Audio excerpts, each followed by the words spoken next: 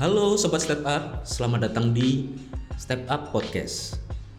Bersama aku Adi, kali ini kita ada di segmen TT, Telaah Teori, di mana kita akan membicarakan hal-hal yang kadang kita suka lupa untuk pikirkan.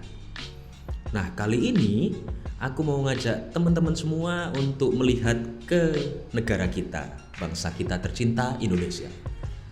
Tahu nggak? Kalau menurut survei Badan Pusat Statistik, pada Februari 2022, pengangguran di Indonesia sudah mencapai 144 juta orang. Angka itu menunjukkan kenaikan dibandingkan pada Februari tahun 2021 sebesar 0,98%. Mungkin teman-teman akan berpikir dan menyalahkan, oh ini efek pandemi. Emang benar efek pandemi? Tapi tahu nggak kalau sebenarnya pengangguran yang karena pandemi itu hanya sebesar 5,53%. Kecil, masih banyak faktor yang lebih berpengaruh. Nah, kalau para ahli nih mengatakan bahwa pengangguran itu terjadi karena beberapa penyebab. Ada orang yang disebut sebagai pengangguran friksional, di mana dia jadi seorang pengangguran karena dia memang kesulitan mencari pekerjaan. Lalu ada pengangguran struktural. Pengangguran ini terjadi karena memang orang ini memiliki keterampilan yang tidak sesuai dengan lapangan pekerjaan yang ada. Jadinya dia nggak kompatibel untuk bekerja di perusahaan yang ada atau membutuhkan karyawan.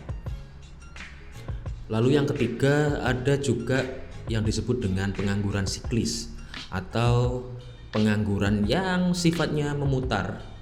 Dalam artian orang itu menganggur karena memang ada resesi ekonomi sehingga banyak PHK yang disebabkan karena kemunduran ekonomi di suatu negara. Nah, di balik ini ada satu hal yang menarik yang pengen aku bahas bareng kalian semua. Beberapa waktu yang lalu kita sempat dibuat heran karena ada ratusan peserta tes CPNS yang berani memutuskan untuk mengundurkan diri. Katanya sih karena nggak cocok sama gajinya PNS, padahal PNS kan menantu idaman ya. Nah, mungkin nih kita bisa aja julid, dasar nggak tahu diuntung. Tapi ya terserah, itu kan keputusan masing-masing. Tapi tunggu.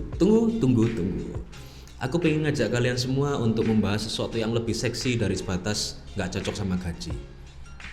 Karena sesuatu yang seksi ini membahas soal orang-orang yang secara sukarela menjadikan dirinya sebagai pengangguran dengan alasan, tahu nggak alasannya apa? Tahu nggak? Ya benar, passion. Tapi kamu tahu nggak kalau passion itu artinya penderitaan? Dan tahu nggak kalau sesuatu yang kamu sebut passion itu bisa berdampak buruk pada kesehatan mentalmu? Yuk kita bahas. Sobat Step Up, are you ready?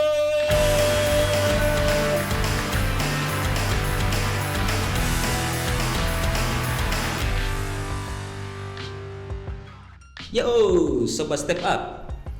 Kita masih di segmen TT, Telaah Teori, di mana kita akan membahas hal-hal yang seringkali kita lupa untuk pikirkan. Ya, sekarang kita membahas passion. Passion ini seringkali dikambing hitamkan sebagai alasan bagi seseorang untuk resign. Padahal sebenarnya passion itu harusnya seseorang yang punya passion itu bagus. Sayangnya sayang.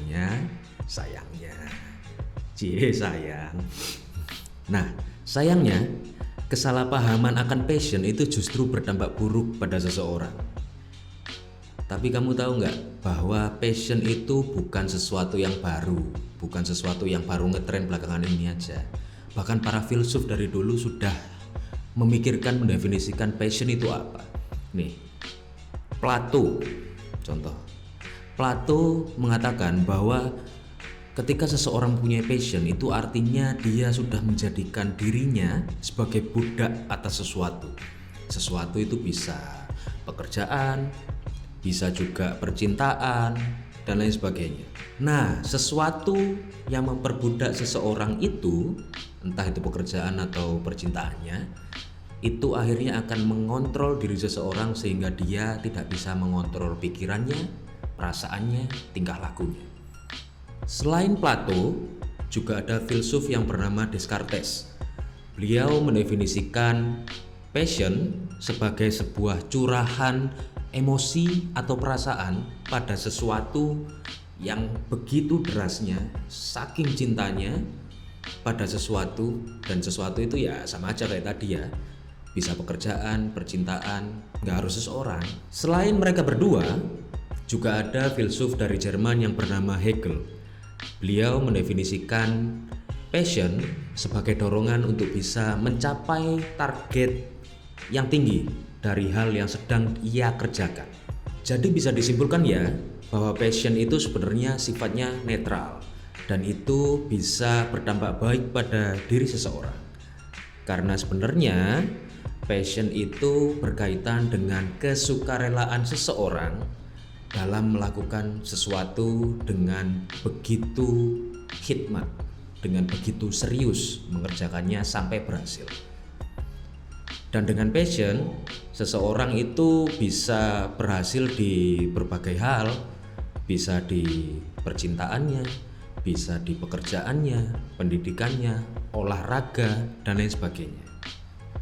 Nah, dalam soal pekerjaan nih, passion bagi seseorang itu artinya secara sukarela seseorang akan mencurahkan waktu dan tenaganya untuk dapat berhasil di tugas yang sedang ia emban atau sedang ia kerjakan. Sayangnya, cie sayang lagi. Sayangnya passion itu sering dikambing hitamkan oleh segelintir orang sebagai alasan untuk resign. Bilangnya sih lingkungan nggak mendukung dan lain sebagainya. Padahal kenyataannya bisa jadi bahkan seringkali alasan-alasan seperti itu muncul dari orang-orang yang berpikiran tertutup.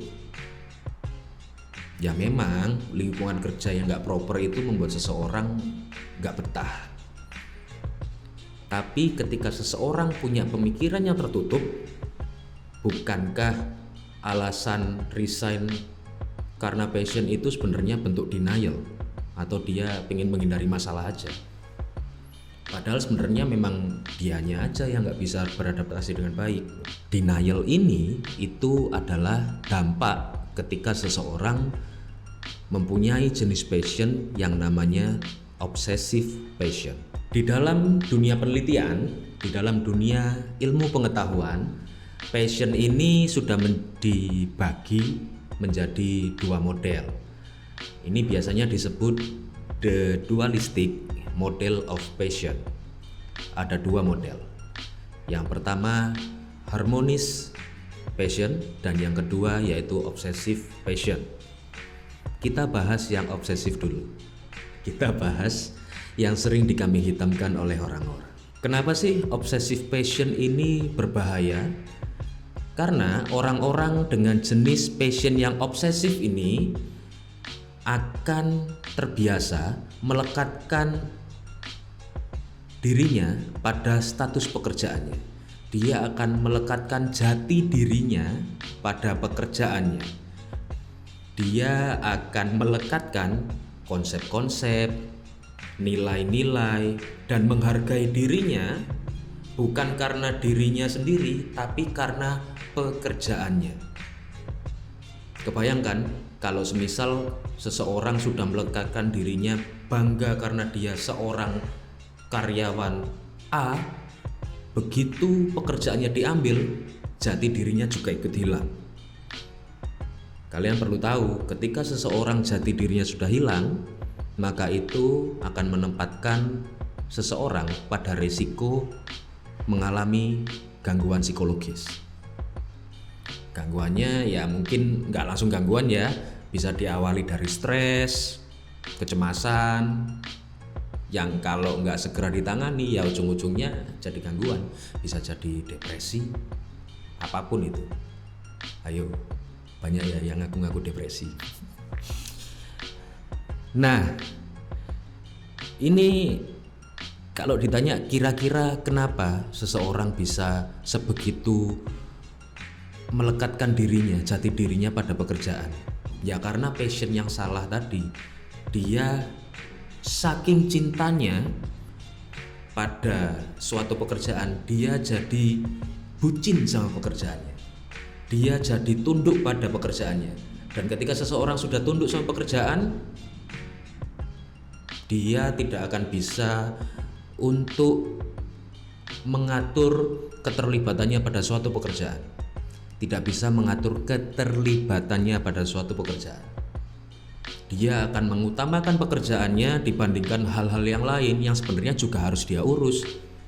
Dia akan melupakan soal keluarganya, pertemanannya, hubungannya dengan orang tua, lingkungan. Sehingga ya itu, yang dia punya cuman kerjaannya. Begitu pekerjaannya diambil, hilang, ya udah, dia nggak punya apa-apa lagi, dia nggak punya modal, untuk hidup. Tapi ya memang konsep ini seolah terkesan mirip dengan workaholic ya. Cuman ini beda teman-teman. Orang yang workaholic itu terjadi ketika dia terlalu edik pada pekerjaannya. Dia kecanduan untuk bekerja. Tapi ketika pekerjaannya hilang, dia nggak masalah, dia bisa kerja di tempat lain. Sementara orang dengan obsessive passion ini, dia terlalu banyak menempatkan nilai-nilai pekerjaan pada jati dirinya. Begitu nilai itu diambil, hilang, sudah hilang semua. Semangat hidupnya juga bisa hilang. Ya kalau dianalogikan seperti kata dalam tempurung lah. Dia jagoan di dalam tempurungnya, tapi begitu tempurungnya diambil, begitu seseorang yang jagoan tadi tempat kerjanya dihilangkan, ya dia nggak punya apa-apa, dia nggak bisa apa-apa. Kalau mau contoh sih, contohnya semisal guru lah katakanlah. Contoh ya, cuma contoh ini. Guru dengan passion yang obsesif passion.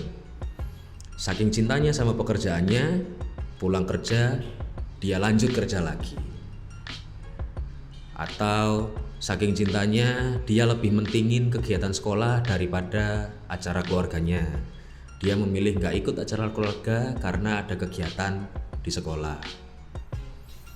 Atau ya banyaklah hal-hal seperti itu yang sepertinya teman-teman juga mengalami. Dan orang-orang yang punya passion yang obsesif ini, itu hidupnya seperti pakai kacamata kuda. Seolah-olah hidupnya yang dia lihat ya kerjaannya terus, padahal di sekelilingnya banyak hal yang perlu dilihat dan perlu dikerjakan. Makanya di kehidupan sehari-hari kan ada kalimat tuh, datang, kerjakan, lupakan. Seolah-olah menyepelekan ya, tapi itu ada benernya juga. Kerja secukupnya, nanti juga jadi ayah secukupnya, jadi suami secukupnya. Semuanya punya porsinya masing-masing, nggak melulu soal kerjaan. Kira-kira passion kalian yang seperti apa? Komen di bawah ya. Tapi kalau dari yang udah aku ceritain, passion kok sepertinya menyeramkan ya. Tapi tenang, santuy ladies and gentlemen, sit back and relax. Ini nih, yang kedua nih, passion yang baik buat kita. Namanya harmonious passion. Harmonious passion ini berdampak baik pada diri seseorang karena dengan passion ini seseorang akan melihat pekerjaan, dia akan mencintai pekerjaannya sebagai salah satu bagian dari penyaluran dedikasi waktu dan tenaganya. Hanya salah satu. Dia akan menjadikan pekerjaan ini menjadi satu bagian saja dalam dirinya. Jadi dia tidak melupakan porsi untuk keluarganya, untuk temannya, untuk lingkungannya, dan lain sebagainya. Ya memang sih kalau mau didebat bahwa lingkungan kan akan mempengaruhi mental, tapi sebelum kalian menyalahkan lingkungan, coba deh dipahami dulu. Pahami dirimu lebih jauh. Passionmu itu seperti apa? Sudah pas atau belum porsinya?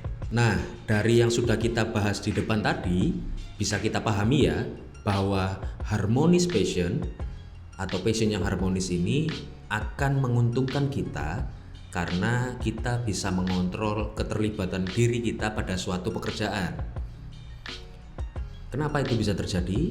Karena passion ini diawali dari pikiran dan perasaan yang terbuka. Dengan pikiran dan perasaan yang terbuka, kita akan terhindar dari perilaku defensif. Kita akan terhindar dari perilaku denial. Kita nggak akan terlalu cepat menyalahkan lingkungan. Nah, karena pikiran dan perasaan kita terbuka, kita jadi bisa beradaptasi dengan baik di lingkungan. Sebaliknya nih, kalau passion kita obsesif, itu akan membuat kita menjadi tertutup, kaku sama lingkungan.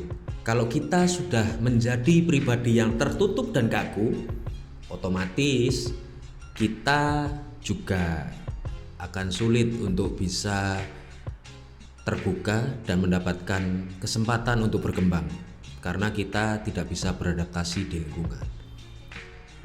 Nah, pertanyaannya, apa yang bisa kita lakukan agar kita mempunyai passion yang baik, passion yang harmonis? Kita bisa melatih diri kita agar terbiasa atau menjadi pribadi yang memiliki passion harmonis. Caranya, yang pertama, latih diri untuk terbiasa terbuka dan siap dengan perubahan atau pengalaman baru. Jangan terburu-buru menilai sesuatu. Pelajari dulu kejadiannya seperti apa. Nggak usah menilai, dipelajari dulu, lalu cari solusinya. Hindari menilai sesuatu secara terburu-buru. Yang kedua, libatkan diri pada kegiatan positif yang mendukung kesehatan mentalmu, seperti kelas meditasi, yoga, kelas mindfulness, olahraga, dan lain sebagainya. Yang ketiga, kamu bisa membiasakan dirimu untuk terlibat pada kegiatan-kegiatan sosial seperti karang taruna, peribadahan, kumpul warga dengan tetangga, dan lain sebagainya. Bukan untuk gosip ya, kumpul yang baik-baik, merencanakan gimana lingkungan kalian itu bisa lebih baik lagi. Nah, yang terakhir, ikuti kelas pengembangan diri, atau kalian bisa juga berkonsultasi pada profesional, pada psikiater, pada psikolog, dan lain sebagainya. Gitu ya Sobat Step Up, pembahasan kita soal passion. Selanjutnya, jangan gunakan passion untuk menutup dirimu sehingga tidak bisa berkembang ke depannya. Kenapa? Karena ibarat cinta, passion itu bisa dikembangkan dengan baik asal caranya tepat. Kamu bisa konsultasiin soal passion dan pengembangan dirimu bareng kita tim Step Up. Anyway, stay tune di channel ini ya, karena kita akan bahas tema-tema lainnya. See you on next episode. Upgrade your mind, upgrade yourself with Step Up. Bye.